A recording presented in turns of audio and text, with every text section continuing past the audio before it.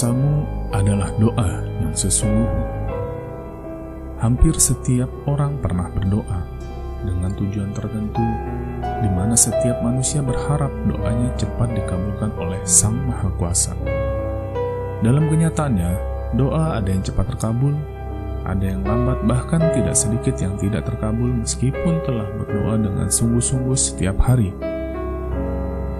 Mengapa doa-doa kita yang kita panjatkan sehari-hari ada yang cepat terkabul, ada yang lambat bahkan tidak terkabul? Bagaimana cara agar doa-doa kita mudah dikabulkan?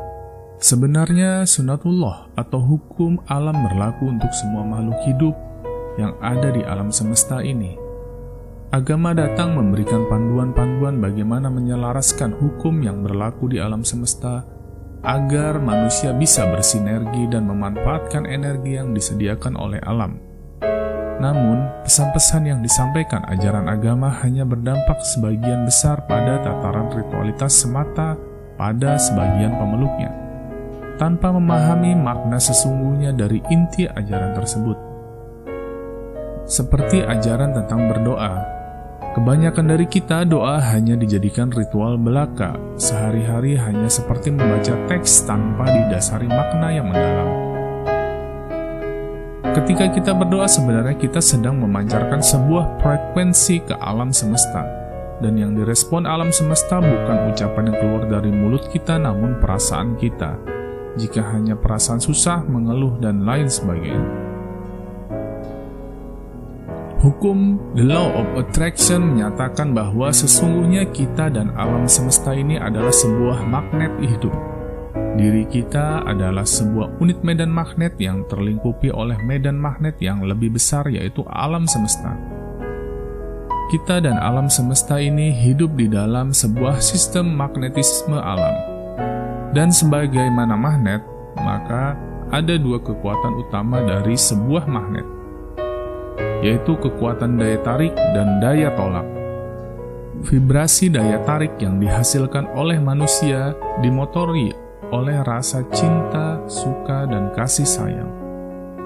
Sedangkan vibrasi daya tolak bertumpu dari getaran rasa benci, marah, dendam, kecewa, pesimis, dan lain-lain.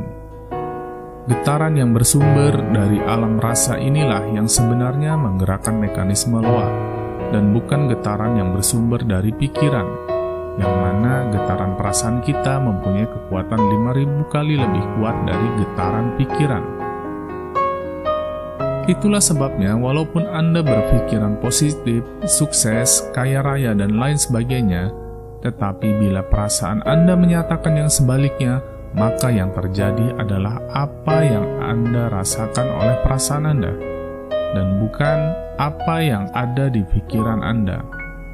Rasa apapun yang ada pada diri kita akan menimbulkan efek nyata pada tubuh dan nasib.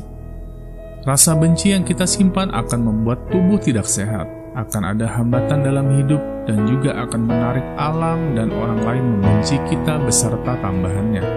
Rasa takut, ragu, khawatir dapat menghambat rezeki, dan bahkan apa yang dikhawatirkan akan menjadi realitas yang nyata sesuai dengan apa yang ditakutkan, diragukan, dan dikhawatirkan.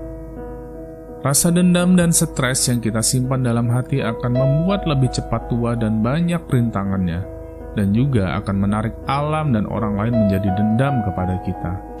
Rasa stres juga akan kembali beserta tambahannya. Rasa cemas akan membuat sakit, dan alam akan mewujudkan rasa cemas itu menjadi realitas. Rasa percaya diri akan membawa keberhasilan. Rasa sayang akan membawa kedamaian ke sekeliling dan juga menarik alam dan orang lain memberi rasa sayang kembali kepada kita bahkan lebih besar.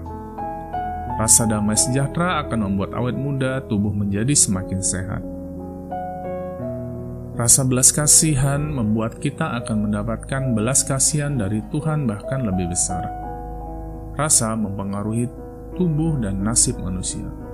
Rasa mewujud menjadi nyata beserta tambahannya yang berlipat ganda. Rasa apapun yang ada dalam hati kita akan mewujud menjadi nyata beserta tambahannya. Menyimpan rasa negatif akan mengundang yang negatif beserta dengan bunga-bunganya. rasa yang positif akan mengundang positif beserta bunga-bunganya. Jika kehidupan kita saat ini kurang menyenangkan dan tidak sesuai dengan harapan, maka waspadalah. Siapa tahu selama ini kita telah meyakini hal yang salah. Hukum pikiran menyatakan bahwa apapun yang kita yakini dapat menjelma menjadi sebuah realita yang nyata. Keyakinan akan mengaktifkan dan menggerakkan kekuatan diri kita menuju suatu arah tertentu sedemikian, hingga kita akan meraih sebuah hasil tertentu.